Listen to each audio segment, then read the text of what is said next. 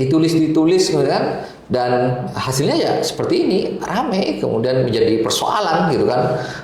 Karena tidak sesuai dengan cara pandang kita. Saya sebagai orang pesantren sangat tidak sesuai, misalnya ada perbudakan, kemudian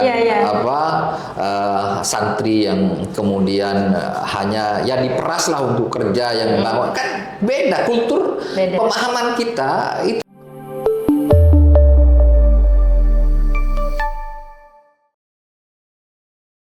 Assalamualaikum warahmatullahi wabarakatuh. Hai Sobat The Studio, kembali lagi di podcast Dawatuna, tempat ngobrol santai tapi penuh makna. Tepuk tangan.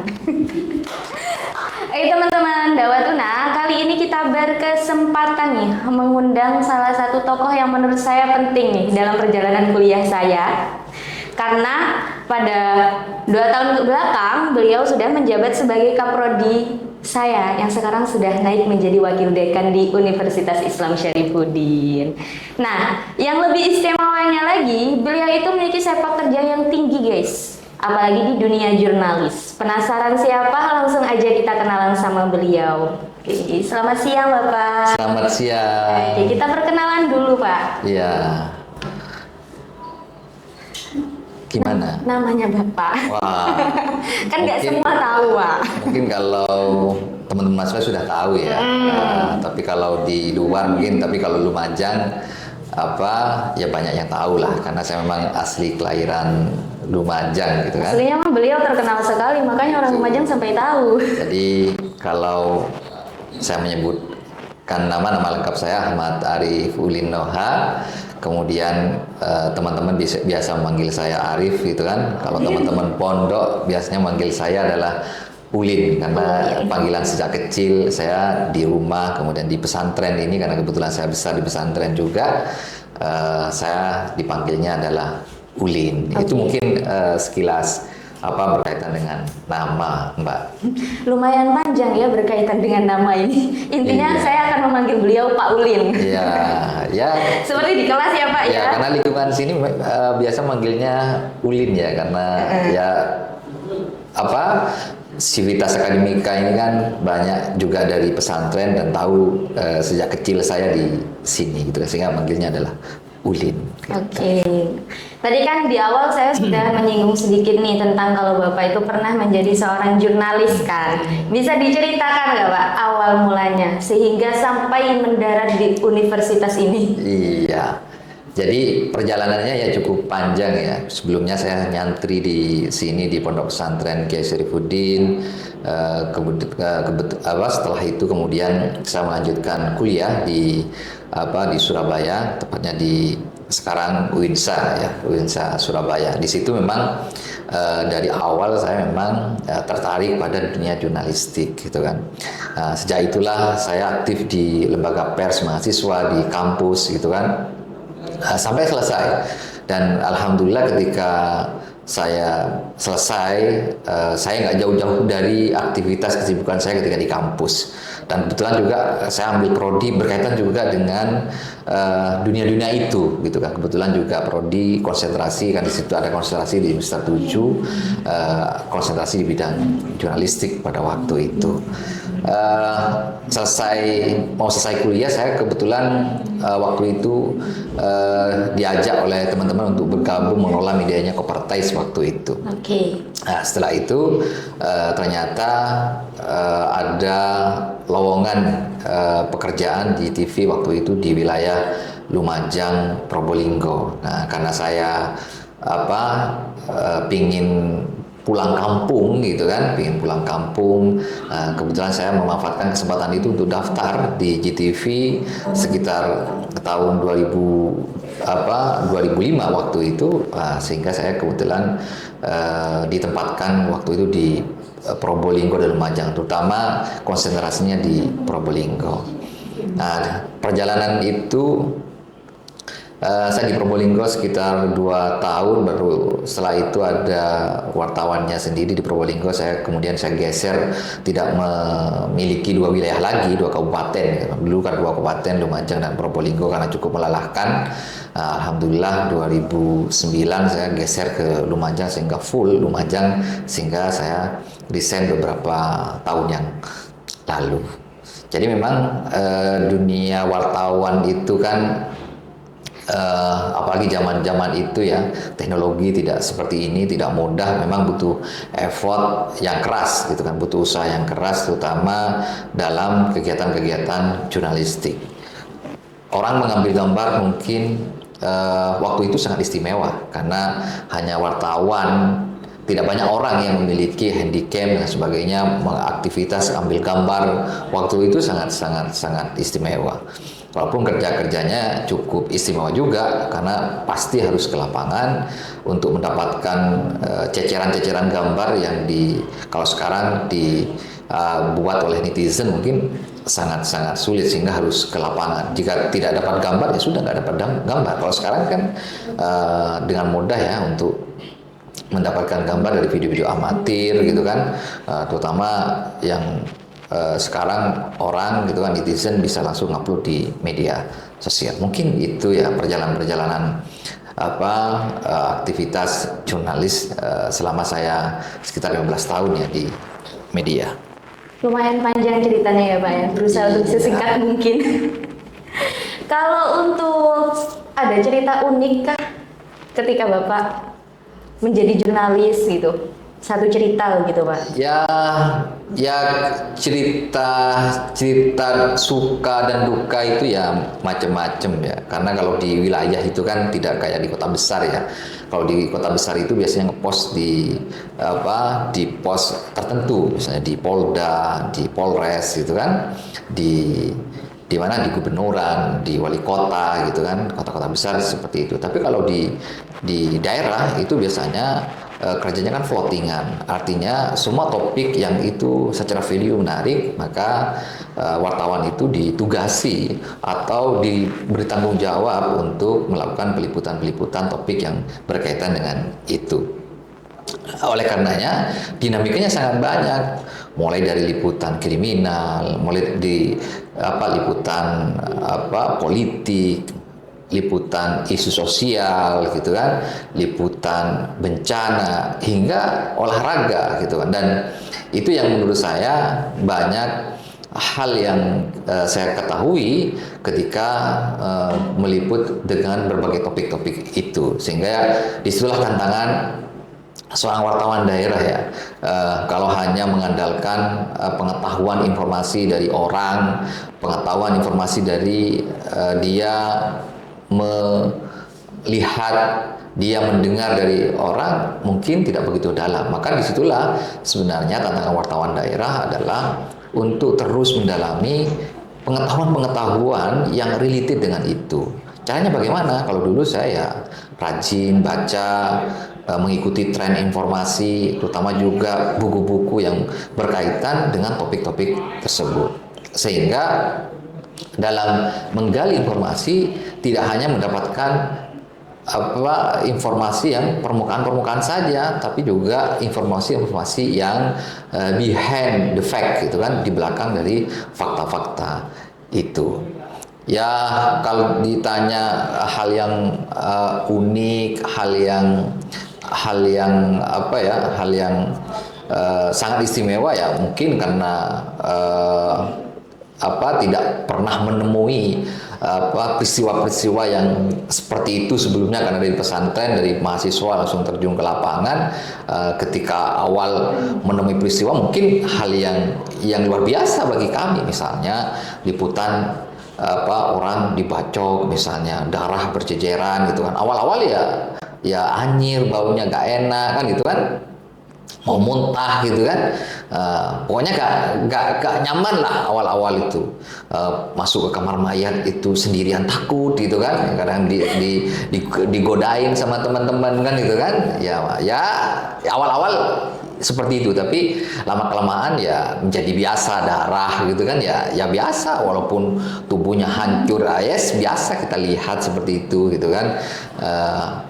Walaupun yang sampai sekarang saya masih kata bahasanya mungkin nggak mentolo ya, bahasa Maduranya adalah ketika meliput mayat seseorang yang sudah busuk ya, sudah banyak belatung dan sebagainya. Ya, itu baunya yang menurut saya biasa gitu kan. Dan Itu diliput juga, Pak? iya, iya. Apalagi yang sampai netes gitu kan, baru apa, mayitnya baru 15 hari itu kan sampai keluar apa airnya itulah, netes-netes. Waduh, itu luar biasa. Itu pasti saya kalau pulang itu langsung saya cuci, Pak, baju itu. Itu kadang masih cekat baunya kan itu kan. Nah, itu pengalaman-pengalaman yang menurut saya, tapi itu adalah hasanah pengalaman ya, yang itu bagi saya sangat menarik. Belum lagi ya, kita harus membangun relasi dengan banyak pihak gitu kan, tidak hanya dengan apa orang yang mungkin tokoh-tokoh gitu kan, tapi juga dengan masyarakat. Kita harus membangun relasi yang baik. Itu mungkin kira-kira yang pengalaman-pengalaman apa hal yang menurut saya beberapa epos ya, beberapa tahapan-tahapan, karena mungkin sebelumnya tidak pernah seperti itu, kemudian jadi seperti itu. Uniknya memang berbeda ya, Pak ya. Saya sempat kaget ya waktu Bapak bilang baru 15 hari. Mayat 15 hari itu bukan baru, Pak. Itu kan di adat orang-orang Jawa biasanya itu udah 7 harian, Pak, udah lebih. Iya. Rohnya itu udah pulang katanya. Jadi bukan baru itu rasanya ya. Oke, walaupun Bapak sekarang sudah tidak menjadi jurnalis, saya yakin Bapak pasti juga mengikuti perkembangan-perkembangan sosial, berita-berita, apalagi yang sedang berseliweran saat ini. Bapak pasti tahu sendiri apa beritanya. Tentang isu pemberitaan dari salah satu channel TV yang terkait tentang pondok pesantren, kiai, santri, bahkan ada kata yang mungkin kurang nyaman didengar tentang perbudakan, misal seperti itu. Apa tanggapan Bapak? Saya sangat prihatin ya dengan kegiatan-kegiatan jurnalistik sekarang yang mengabaikan nilai-nilai etika, cenderung tendensius gitu kan, tanpa melalui verifikasi yang mungkin sangat harus betul-betul diverifikasi gitu kan.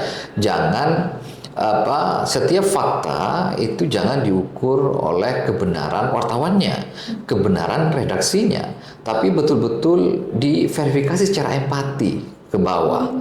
Nah, karena kalau tidak demikian bisa saja kita salah persepsi dengan perbedaan suku, perbedaan budaya. Nah, ini yang menjadi problem ketika sudah dipublish. Ini kemudian menjadi persoalan karena ini yang menurut saya tidak clear ketika melakukan kerja-kerja jurnalistik. Mereka tidak empati, mereka tidak turun langsung ke lapangan dan menanyakan setiap fenomena yang dia dapatkan.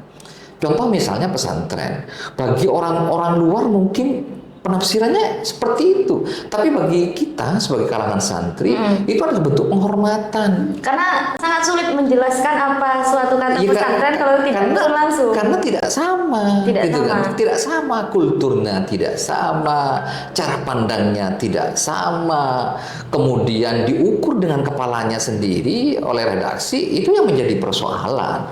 Itu sebenarnya kalau kita lihat dalam kode etik jurnalistik, dalam undang-undang penyiaran juga sudah diatur, tidak boleh kemudian menyudutkan suku dan budaya gitu kan, atau ya budaya tertentu yang itu mungkin tidak sama ya antara yang lain dengan yang lain. Misalnya budaya ngaben misalnya, apakah itu kemudian dipersoalkan kan, membakar mayat kemudian masalah HAM dan lain sebagainya, kan tidak bisa. Kemudian item to item, apalagi ngomong Indonesia adalah sangat plural. Itulah sebenarnya bagi seorang jurnalis harus betul-betul peka terhadap aktivitas jurnalistiknya. Sekali lagi teman-teman, karena salah satu prinsip jurnalistik adalah melakukan verifikasi. Setiap fakta yang didapat harus betul-betul diklarifikasi secara betul. Bagaimana sih cara memahaminya? Sangat penting sekali. Iya, jangan kemudian dipahami sendiri, kemudian ditulis kemudian, dan hasilnya ya seperti ini, rame, kemudian menjadi persoalan gitu kan, karena tidak sesuai dengan cara pandang kita. Saya sebagai orang pesantren sangat tidak sesuai, misalnya ada perbudakan, kemudian santri yang kemudian hanya ya diperas lah untuk kerja yang membangun, kan beda kultur, Beda. pemahaman kita itu beda. Saya dulu masih santri ya biasa bangun gitu kan, ikut bangun pesantren, ikut bangun musola, kerja bahasanya teman-teman kerja bakti. Kerja bakti, Bahkan bukan bagi santri adalah itu sangat menyenangkan gitu Ya. kan. Ya sangat menyenangkan. Kenapa? Ya karena tidak ngaji gitu kan. Itu jadi menjadi hal yang ini gitu kan. Ya. Maka kalau kemudian orang luar yang tidak tahu kondisi pesantren kemudian membahasakan itu adalah hal yang seperti itu, sekarang seakan-akan ada melanggar HAM, kemudian salah, itu kan sangat naif ya, karena mungkin ya mungkin maklum saja, mungkin mereka nggak paham tentang kultur pesantren, itu saja. Nah, ketika sudah dipublish di media, ini menjadi persoalan lain. Ketika persoalan jurnalistik ya urusan nanti kode etik jurnalistik. Karena ini dipublish di media elektronik, maka urusan komisi penyiaran dan dewan pers gitu kan, untuk bagaimana apakah konten-konten itu sudah selaras dengan undang-undang penyiaran dan juga standar penyiaran gitu kan. Ini kan perlu menjadi konsen ya bagi pihak-pihak terkait ya, sehingga hal-hal yang seperti ini tidak terjadi lagi ke depan dilakukan oleh lembaga-lembaga yang lain gitu kan, apakah lembaga penyiaran seperti lembaga penyiaran dan juga media-media yang lain, online atau yang lain yang itu tidak selaras dengan, karena aturannya sudah jelas di kode etik jurnalistik ada, kemudian di undang-undang penyiaran juga ada gitu kan, sudah jelas saya kira aturan-aturannya. Mungkin itu Mbak. Karena memang kalau berbicara tentang sesuatu yang ada di dalam pesantren dan menjelaskan kepada mereka yang mungkin tidak tahu di dalamnya, itu memang sulit. Bahkan saya juga masih sering mendengar ada kata barokah tersebut. Nah, seperti itu kadang masih sering berseliweran gitu. Apa ada seperti itu? Tidak mungkin tidak ada. Kalau tidak ada, kami yang mungkin saya sendiri seorang santri tidak akan bertahan mondok puluhan tahun begitu loh. Kalau ada kata perbudakan tersebut ya. Itu kalau pandangan saya mungkin ya. Jadi kalau menurut Bapak sendiri, bagaimana seharusnya media televisi itu media televisi nasional bersikap saat memberikan isu yang sangat sensitif tersebut, apalagi menyangkut tentang pesantren? Ya, tidak hanya pesantren ya, banyak hal budaya di luar selain pesantren ya. Pesantren ada culture tertentu ya. Kalau dibahasakan dalam keilmuan, ini menjadi, kalau bahasanya Gus Dur gitu kan, ini adalah subculture tertentu itu kan, dalam konteks keagamaan kan, itu kan punya value sendiri gitu kan. Beda orang yang tidak di pesantren dengan pesantren kan beda. Gitu kan, punya value sendiri. Maka dalam konteks sosiologis mungkin ini adalah budaya tertentu yang beda dengan di luar pesantren gitu kan. Maka sekali lagi dalam menyikapi kerja-kerja jurnalistik, tidak hanya media besar nasional atau lokal atau apa gitu kan, online atau cetak atau yang lain, maka yang saya sampaikan adalah prinsip verifikasi harus betul-betul dilakukan dan menjalankan kode etik jurnalistik. Harus benar-benar harus benar-benar diterapkan, tidak hanya dalam proses mempublikasi, tapi proses tahapan mulai mencari betul-betul diterapkan, sehingga ketika menghasilkan konten tidak menjadi konten-konten yang tidak sesuai dengan kenyataan gitu kan. Ini kan persoalannya tidak sesuai dengan kenyataan. Kemudian ya syukur-syukur ini tidak punya niatan jahat ya gitu. Ini kan menjadi problem lain. Di pasal 1 di Kode Etik Jurnalistik sudah dijelaskan tidak boleh punya etikat buruk kan gitu kan. Kalau punya etikat buruk, sengaja menafsirkan seperti itu, ini kan menjadi persoalan lain. Itu kan jelas-jelas yang melanggar Kode Etik Jurnalistik, maka aturan-aturan yang lain akan diterapkan kan gitu kan. Tidak demikian pun menyiarkan yang tidak sesuai dengan kenyataan, walaupun dia netting tulus lah, pingin betul-betul ekspor, cuman tidak sesuai kenyataan, ini kan menjadi problem. Karena tadi proses verifikasi tidak tidak dilakukan secara empati. Dia cuman, apalagi kemudian ambil sepotong-sepotong kan itu kan, ambil dari mana, tidak, ya menjadi persoalan gitu kan. Maka prinsip verifikasi harus betul-betul dilakukan sehingga kita mendapatkan data yang betul-betul sesuai dengan kenyataannya, bukan hanya apa menafsiri kenyataan yang itu tidak sesuai dengan kenyataan, kan itu kan, diukur dengan kepalanya, jangan gitu kan. Nah, sehingga tidak menjadi persoalan seperti ini, tidak menjadi kegaduhan seperti ini. Itu menuai kontroversi yang sangat besar sekali. Betul. Apalagi kan bisa dikatakan Indonesia ini hampir apa? Iya, Setengahnya banyak tentang pesantren. Iya, banyak ya, banyak suku, banyak apa perbedaan budaya, apalagi di media sosial ya, semua orang bisa memproduksi konten kan itu kan. Benar. Itu menjadi problem gitu kan. Bagi orang-orang di luar pesantren mungkin ya, orang apalagi tidak pernah tahu pesantren ya, apalagi beda agama misalnya, ya mungkin orang mengatakan aneh kan itu kan, aneh gitu kan. Dan kalau nggak tahu dalamnya ya menjadi persoalan ketika kemudian diekspos, kemudian menggunakan bahasa-bahasa yang tidak related dengan kondisi yang sebenarnya, kan itu kan. Ya contoh misalnya membahasakan yang lain, agama yang lain misalnya gitu, itu kan menjadi persoalan.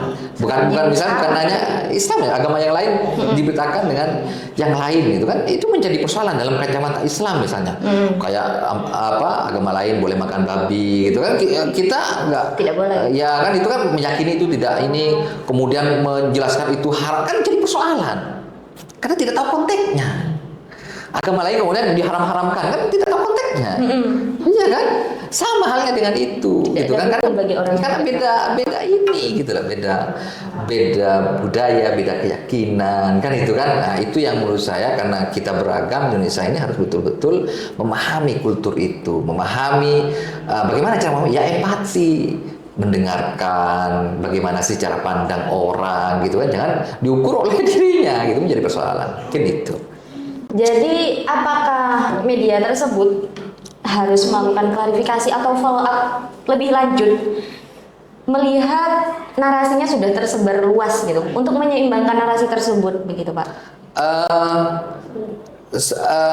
Untuk media itu yang jelas ya harus kalau itu benar jurnalistik ya harus ya koreksi, harus di take down gitu. Kalau betul-betul ini kan itu kan, maka selain melakukan itu, maka Dewan Pers selaku penjaga gawang etika jurnalistik maka harus betul-betul turun dan memverifikasi apakah kerja-kerja sudah sesuai dengan kode etik jurnalistik. Bagi media sendiri ya harus betul-betul, kalau itu betul-betul salah, yang merasa salah walaupun sudah ada pernyataan dan sekarang kayaknya kontennya sudah di take down kan itu kan, ya harus melakukan klarifikasi gitu kan, klarifikasi terhadap konten-konten yang itu tidak benar gitu kan, mungkin itu. Terakhir Pak, pesan Bapak sendiri untuk jurnalis muda supaya mereka tuh agar tetap kritis, namun tetap beretika dan bijak dalam menyampaikan isu-isu, terlebih bagi isu-isu yang sensitif. Ya jelas kan aturannya, kalau di Indonesia ada kode etik jurnalistik gitu kan. Kalau di media media pers gitu kan, apakah cetak, online, penyiaran gitu kan. Yang kedua adalah kalau di penyiaran harus mengikuti juga tidak hanya kode etik jurnalistik gitu kan, tapi juga aturan-aturan yang lain, undang-undang penyiaran, pedoman perilaku penyiaran gitu kan. Kalau di media cyber ya pedoman media cyber, dan itu sudah jelas ya aturan-aturannya ya, perilaku mulai dari mencari sampai mempublish. Itu menurut saya sudah sangat akurat, dan itu perlu menjadi pedoman semua insan jurnalis sehingga hal-hal yang demikian tidak terjadi begitu. Wah, saya seperti mendapatkan kelas lebih dari Bapak Ulin ini.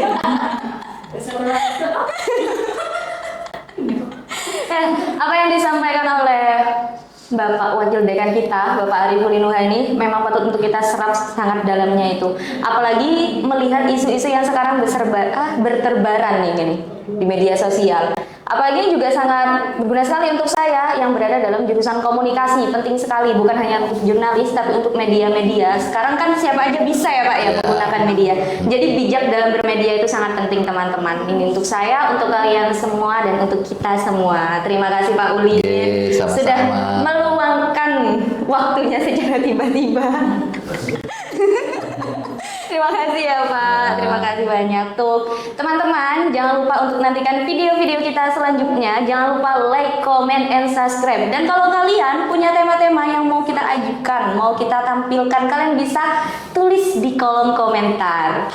Terima kasih. Wassalamualaikum warahmatullahi wabarakatuh. Waalaikumsalam warahmatullahi wabarakatuh. Tuh.